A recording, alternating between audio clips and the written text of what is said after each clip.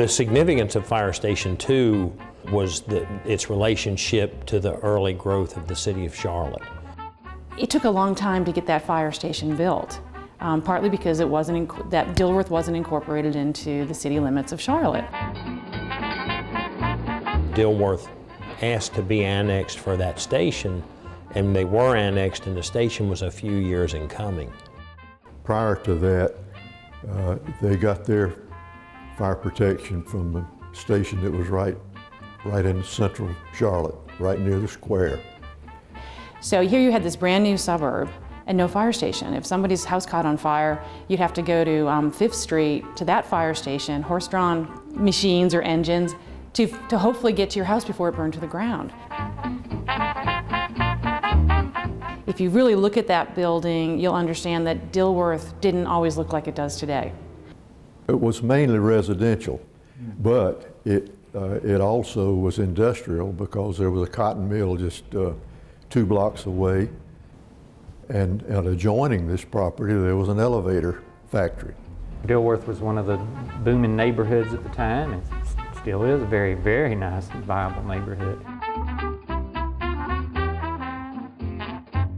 The firehouses back then were, I don't know, they were more than just firehouses. They were almost community gathering spots as well, because the firemen lived there, they were part of the neighborhood, people knew them. It was much more walking about then. It was on a more pedestrian scale. At that time, standard issue for every fire station was a green park bench. Bench was occupied a lot of times just to keep up with what was going on outside. Pedestrian traffic and the street cars and vehicle traffic up and down South Boulevard. It's kind of a different era.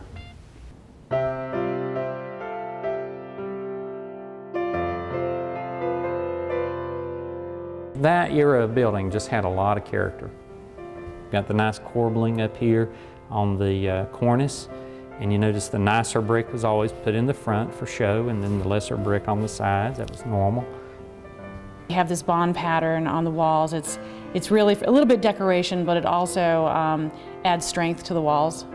It's kind of a fortress of a building, which is how they built things way back then. It's got some real charm to it. The voussoirs over the doorway, the front doors, and you've got the windows are still of the same size and haven't been filled in. This is a nice detailing in this brickwork there. Somebody took a lot of pride in their work. It probably does not compare in physical beauty to Station 5 that we're standing in now, or 6 on Laurel, or 7 in North Charlotte. I don't know exactly why that was. It could have been that the architectural firm they hired to build it just wasn't as flamboyant. It could have been a budgetary thing where they said, we need this, make it work, make it as simple as possible. But it's like so many other buildings of that era. They were built on a much more human scale, a more almost humane scale.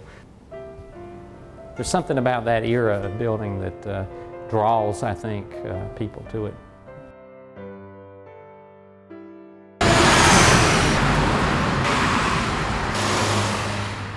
It's the only horse-drawn station still standing.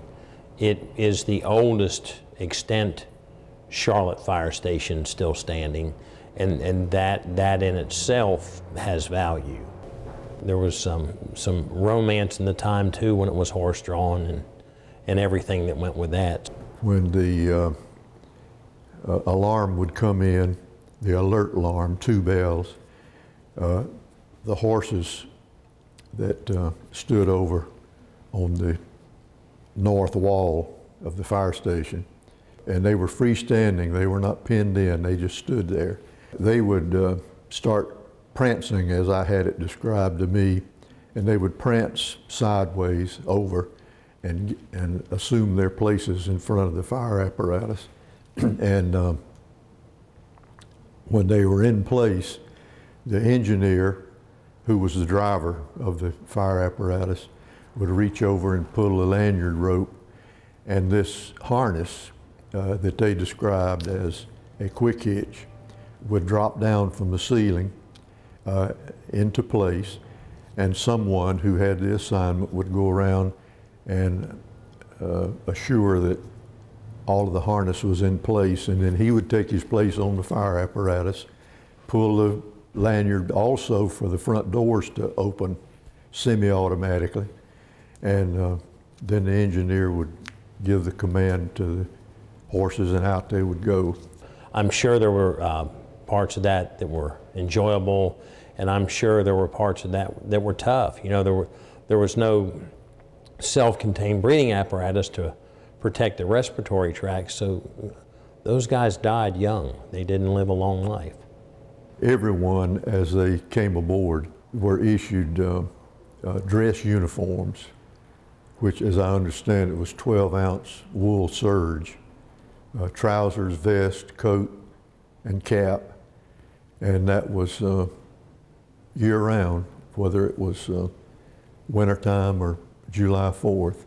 The building helps to communicate the reliability and the permanence of the fire service to the population it serves. It does provide that tangible link to the past and to the history and where you've been and why you are what you are now. I mean, this is all, you know, all buildings, or most buildings, do that for us. They give us that tangible link. That's one of the few things that was, you know, that are there that when we weren't. That fire station, especially because it's now in a pretty developed stretch of South Boulevard, is a great reminder of what came before it, of what enabled Charlotte to be a really prosperous city for most of the last 100 years.